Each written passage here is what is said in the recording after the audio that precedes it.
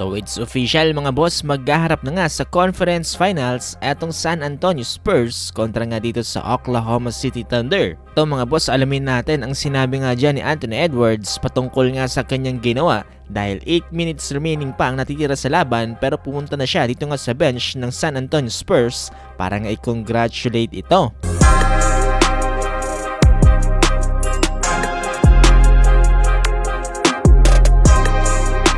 So dito nga sa naging Game 6 dito nga ng San Antonio Spurs kontra nga dito sa Minnesota Timberwolves, hira lang to gawin ng mga NBA players dahil etong si Anthony Edwards may 8 minutes pang natitira dito nga sa laban pero dumiretso na siya mga boss sa bench dito nga ng San Antonio Spurs ang kamayan at i-congratulate ang mga players at ang mga coaches. Ginawa to ni Anthony Edwards sa kasalukuyan mga boss ay merong 33 points na lamang etong San Antonio Spurs under 8 minutes left dito nga sa oras. Sa huli natapos naman itong laban sa final score na 139-109 na pinangunahan ni Stephon Castle with 32 points, De'Aaron Fox 21 points at Victor Wembanyama with 19 points. Anthony Edwards naman with 24 points. Ito mga boss, matapos nga naging laban na yan during press conference, anong etong si Anthony Edwards kung bakit nga daw niya ba ginawa na lumapit siya dito nga sa bench ng San Antonio Spurs kahit na may malaking oras pang natitira dito nga sa laban. Sabi ni Anthony Edwards, tinanggap na nga daw nila na mas magaling etong San Antonio Spurs sa kanila.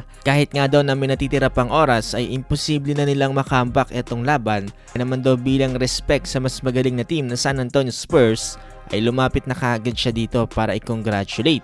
Totoo niyan mga boss, respect pa rin para kay Anthony Edwards dahil sa mga ganitong sportsmanship sa NBA. Naman nakakatuwa talaga itong si AE dahil nakita natin na binigyan niya talaga yung 100% niya dito nga sa naging NBA playoffs.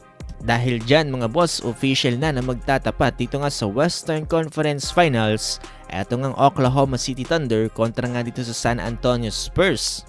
Pakagandang laban to mga boss dahil makikita natin kung kakayanin pa ng defending champion na Oklahoma City Thunder pigilan etong sila Victor Wembanyama. Ngayong regular season nga mga boss sa 4 na beses na nagtapat etong Spurs at Thunder, 3 beses na tinalo dito nga na San Antonio Spurs etong OKC. Let's see mga boss kung kakayanin pa rin ba ng San Antonio Spurs na gawin yan dito nga sa NBA playoffs.